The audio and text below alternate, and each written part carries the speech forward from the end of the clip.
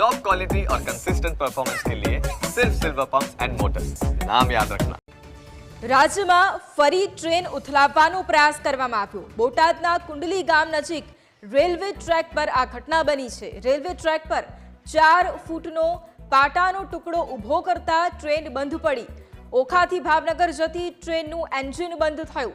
Train સહી સલામત ઊભી રહેતા હજારો મુસાફરોના જીવ બચ્યા છે।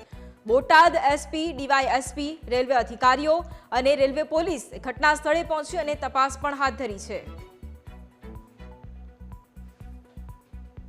ગામથી આશરે 2 કિલોમીટર દૂર જે બોટાદ જતો રેલવે ટ્રેક આવેલો છે, ત્યાં રેલવેના પાટાની વચ્ચે જે સ્લીપર્સ હોય છે તેમાં જૂના રેલવેના પાટાનો 4 ફૂટનો લોખંડનો ટુકડો છે તે ભરાવવામાં આવ્યો હતો અને તેને લઈને જે ઓખા ભાવનગર ટ્રેન છે 19210 તે ટ્રેન રાત્રિના 2:30 વાગ્યાના સમયની આસપાસ પસાર થતી હતી।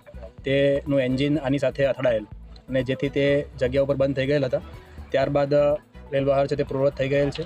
હાલમાં આમાં કોઈ ઇસમોનો હાથ છે તે અંગે બોટાદ જિલ્લા પોલીસની local crime branch, special operation group તથા રાણપુર પોલીસ સ્ટેશન દ્વારા સઘન તપાસ છે તે